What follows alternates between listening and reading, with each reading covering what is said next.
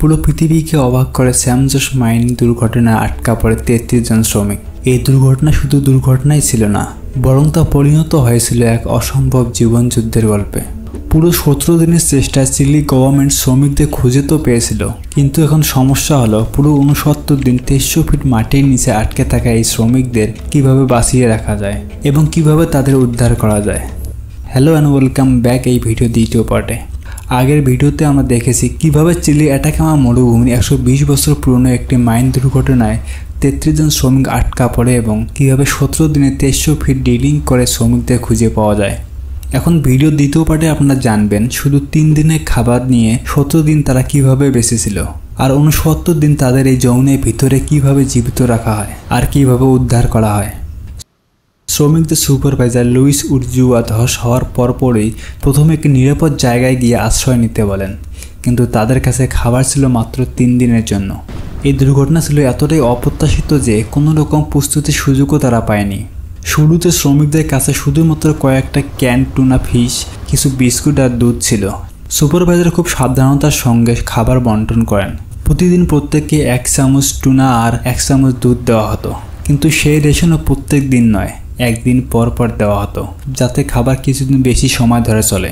ভয়াবহ গরম এবং অক্সিজেনের অভাবে শ্রমিকদের শারীরিক অবস্থা খারাপ হতে থাকে, কিন্তু তাদের মনোবল ভেঙে যায়নি। সুপারভাইজারের নেতৃত্বে তারা একে অপরকে সান্ত্বনা দিতেন এবং ক্ষুধা আর হতাশার মধ্যে একসঙ্গে চিলি জাতীয় সঙ্গীত গাইতেন।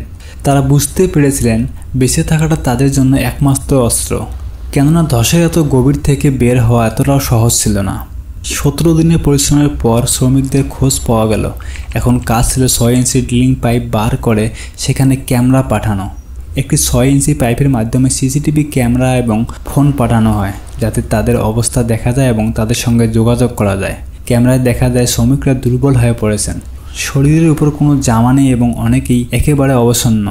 শ্রমিকদের সঙ্গে যখন ফোনে প্রথমবারের মতো কথা বলা হয় তখন তাদের আনন্দের সীমা ছিল না। দীর্ঘ 17 দিন পর বাইরে পৃথিবীর কারোর সঙ্গে কথা বলতে পেরে তারা ভীষণ উচ্ছ্বাসিত হন, কিন্তু তাদের দুরবস্থা এতটাই করুণ ছিল যে খাবার ও পানি না পেয়ে তারা বেশি দিন বেঁচে থাকতে পারতেন না। উদ্ধার দল আরেকটি সমস্যার সম্মুখীন হন। শ্রমিকদের শরীর 17 দিন ধরে খাবার না থাকায় ভিটামিন ও খনিজ পদার্থের অভাব দেখা দিয়েছিল। ডাক্তাররা সতর্ক করেন যদি হঠাৎ করে তাদের স্বাভাবিক খাবার দেওয়া হয় তবে হৃদরোগে আক্রান্ত হয়ে তাদের মৃত্যুও হতে পারে। তাই নাসার বিশেষজ্ঞদের সহায়তায় এমন খাবার তৈরি করা হয় যা তাদের শরীর আস্তে আস্তে স্বাভাবিক অবস্থায় ফিরিয়ে আনবে। কার্বোহাইড্রেট ও গ্লুকোজ সমৃদ্ধ এই তরল খাবার পাইপের মাধ্যমে মাটির নিচে পাঠানো হয়। শ্রমিকরা সেই খাবার পেয়ে খানিকটা সুস্থ হলে তাদের ভিডিও কলের মাধ্যমে পরিবারের সঙ্গে কথা বলার সুযোগ করে দেওয়া হয়। উদ্ধারের জন্য 21 ইঞ্চি ব্যাসের একটি নতুন ড্রিলিং করার পরিকল্পনা করা হয়, যা 2300 ফিট গভীর হবে, কিন্তু এত বড় ড্রিলিং করতে সময় লাগবে প্রায় 3 মাস। তাই দ্রুত কাজ শেষ করতে হেভি ড্রিলিং রিগ ব্যবহার করা হয়, কিন্তু মাঝপথে ড্রিলিং মেশিনে পাইপ লিক হয়ে যায় এবং পুরো কাজ থেমে যায়।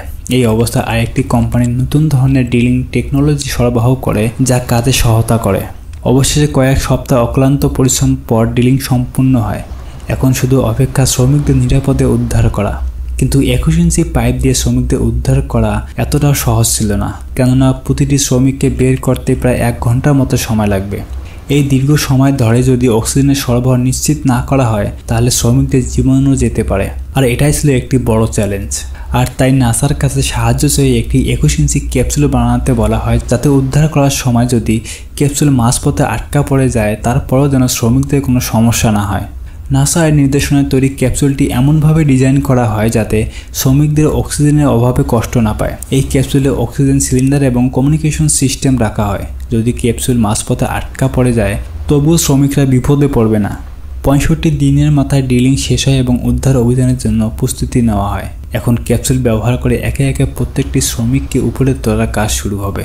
অবশেষে সেই 69 দিন পরে ভোর 6টায় প্রথম শ্রমিককে নিরাপদে উপরে তোলা হয়। তাকে দেখে সবাই আবেগে ফেটে পড়ে। একে একে বাকি 32 জনকেও জীবিত উদ্ধার করা হয়। পুরো পৃথিবী এই ঐতিহাসিক মুহূর্তের সাক্ষী হয়ে থেকে যায়।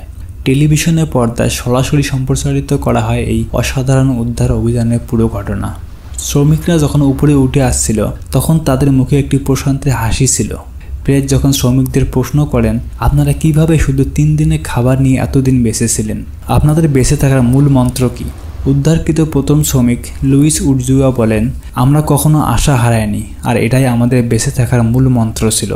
এই রেস্কিউ মিশনের পর সেন্ট জোস মাইন চিরতরের জন্য বন্ধ করে দেওয়া হয়, যাতে আর কোনোদিন এমন মর্মান্তিক ঘটনা না ঘটে। এই ঘটনাটি প্রমাণ করে মনোবল আর একতার মাধ্যমে যে কোনো অসম্ভবকে সম্ভব করা যায়। চিলির এই উদ্ধার অভিযান আজও এই বিশ্বজুড়ে সাহস আর মনোবলের উদাহরণ হিসেবে বিবেচিত হয়। এই ভিডিও যদি আপনাদের কাছে ভালো লেগে থাকে তাহলে অবশ্যই লাইক, শেয়ার এবং সাবস্ক্রাইব করতে ভুলবেন না। দেখা হবে পরবর্তী কোনো ভিডিওতে। ধন্যবাদ।